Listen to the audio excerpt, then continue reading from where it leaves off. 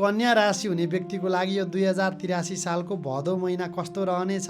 महिनाभरिको मासिक राशिफल खण्ड कस्तो छ त? समग्रमा तपाईँहरूको लागि लिएर आइसकेको छु म आचार्य ज्योतिषी पण्डित माधव कृष्ण गुरागाई। नमस्कार, राधे राधे। कहाँदेखि हेर्दै हुनुहुन्छ कमेन्टमा अवश्य पनि लेखिदिनु होला। अलिकति सहयोग गर्न मन छ भनेदेखि एक सेयर गरिदिनु होला है त। कन्या राशि हुनेहरूको लागि महिनौदेखि जुन वैदेशिक कार्यमा असफलता मिलिरहेको थियो, तपाईँ विदेशमा गएर काम गर्दै हुनुहुन्छ भने चाहे जस्तो धन लाभको परिस्थितिहरू बनेका थिएनन् भने पनि यो महिना चाहिँ विशेष राम्रो योग छ। यो महिनामा तपाईँको विदेशको कामहरू रोकिएका छन् भने वृद्धि हुनेछन्। विदेशमा काम गर्दै हुनुहुन्छ भने तपाईँलाई बढी मात्रामा सफलताको योग बनेको छ भनेदेखि सँगसँगै यो महिना चाहिँ तपाईँको गोजीको पैसा पनि रित्तिने योग छ। खर्च वृद्धिको योग छ। आफ्नो खर्चलाई नियन्त्रणमा राख्नु भएन भनेदेखि कमाउनु त कमाएँ तर कता गएर सकियो भन्नु पर्ला महिनाको अन्तिममा। त्यसले गर्दाखेरि खर्चको परिस्थितिहरूलाई पनि नोट गर्न सक्नुहुन्छ। अलिकति संयमित भएर खर्च गर्नु होला। व्यावहारिक कार्यमा हानि छ। विदेशमा तपाईँलाई लाभ भए पनि घरायसी स्वदेशी कार्यहरूमा विशेष हानिको योग बनेको छ। कसैलाई पैसा दिनुभयो भने 12औं घरमा सूर्यले गोचर गर्दाखेरि दिएको पैसा नफर्किने योग छ। यो महिना पैसा नदिने व्रत बस्नु होला। कसैले माग्न आउनुभयो भने पनि, नभए फेरि फस्यो भने गुरु हजुरले त भन्नु भएन त, खै मासिक राशिफलमा भन्नु होला नि, मैले अगाडि नै भनिदिएको छु यो महिना दिएको पैसाहरू फर्किँदैन, एकदम गाह्रो पर्छ। विशेष तपाईँको खुट्टा सम्बन्धित यो घुँडादेखि मुनिको परिस्थितिमा तपाईँको चाहिँ केही न केही रोग चोट नराम्रो परिस्थितिहरू तपाईँलाई चाहिँ रहेको छ भने सरकारी कार्यमा काम कार्यहरू गर्दै हुनुहुन्छ, तपाईँ सेनामा हुनुहुन्छ, तपाईँ विभिन्न अरू क्षेत्रमा हुनुहुन्छ है, सेनाको लागि त राम्रो छ। जग्गा जमिनको लागि राम्रो छ। आर्मी पुलिसमा हुनुहुन्छ भने राम्रो छ। स्वास्थ्य क्षेत्रमा हुनुहुन्छ भने तपाईँलाई राम्रो छ। यी बाहेकका जति पनि क्षेत्रहरू छन् सरकारीमा, ती क्षेत्रहरूमा चाहिँ विशेष सावधानी हुनुपर्छ। त्यसले गर्दाखेरि यो महिना जग्गा जमिन किन्न खोज्दै हुनुहुन्छ भने यो महिना तपाईँलाई बडा राम्रो छ जग्गामा पैसा लगानी गर्ने। यो जग्गामा गरेको लगानी चाहिँ विशेष नफल्ने खालको परिस्थिति छ। ब्याज खान्छु भनेर लगानी गर्नुभयो भने चाहिँ सकियो, पैसा फस्न सक्छ, जोगिनु होला। तपाईँले चाहिँ विशेष गरी शत्रुबाट भएको यो हुँदाखेरि सूर्यलाई जल अर्पण गर्नाले 12औं घरमा सूर्यले चाहिँ गोचर गर्दाखेरि अलिकति बिगार गरिरहेको छ, व्यय स्थानमा नराम्रो भइरहेको छ। त्यसले गर्दाखेरि सूर्य भगवानलाई जल अर्पण गर्नुभयो भने सूर्यको नकारात्मक असरबाट तपाईँ जोगिन सक्नुहुन्छ र तपाईँलाई शत्रुबाट पनि भएको परिस्थितिहरू जुन थिए त्यो कम हुन सक्छन् भन्ने कुराको पनि संयोगहरू बनेका छन्। त्यसै गरी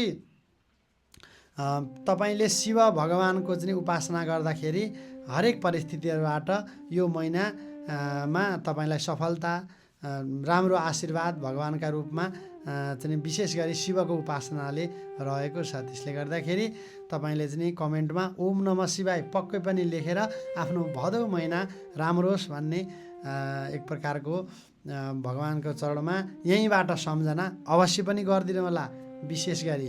त्यसै गरी तपाईँले चाहिँ अदृश्य शक्तिको प्रभाव यो महिना बढेको अनुभूति गर्नुहुनेछ। तपाईँको कुल खानदान परिवारमा कुलायनको चाहिँ विशेष गरी केही भनौँ न शक्ति पनि प्राप्ति गर्ने र सपनामा अथवा तपाईँले चाहिँ प्रत्यक्ष रूपमा केही अनुभूति गर्ने खालको परिस्थितिहरू बनेको छ। त्यसै गरी तपाईँले चाहिँ यो महिना विशेष गरी सुख आय आर्जनमा पनि मावलीपट्टिको सरसल्लाहले तपाईँलाई चाहिँ वृद्धिको योग बनाइरहेको छ। कोही मामा अथवा आफ्नो मित्र साथीभाइहरूसँग सल्लाह लिएर काम गर्नुभयो भने यो महिना चाहिँ विशेष तपाईँले लाभ लिन सक्नुहुन्छ। विशेष गरी अब वैदेशिक यात्राहरूको प्रभावमा रोजगारीको परिस्थितिहरूमा राम्रो, सावधानी, ऋण दिने कार्यबाट जोगिने, खुट्टामा चोटपटक लाग्ने खालको परिस्थितिहरू छ। अनि अग्नि भएको संयोग पनि सूर्य ग्रह र मङ्गल ग्रहबाट तपाईँलाई यो महिना गोचरीय फलमा प्राप्त भइरहेको छ। आगोबाट जोगिनु होला।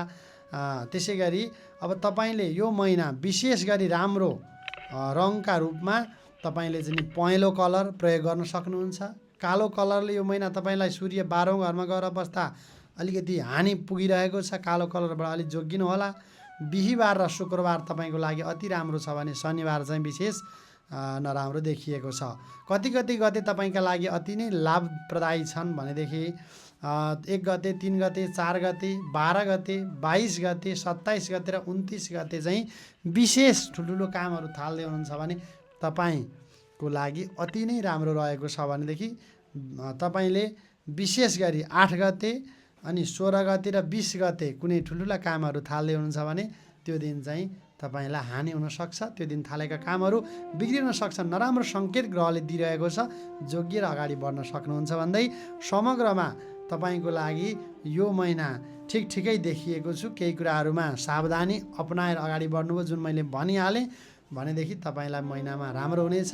भगवान् शिवजीको कृपा प्रसादबाट नराम्रो कुराहरू पनि यो महिनाको संयोग यदि कुनै बन्न पुग्यो भने पनि तपाईँलाई राम्रो हुने सङ्केत देखिएको छ। ओम नमः शिवाय पक्कै पनि लेखिदिनु होला।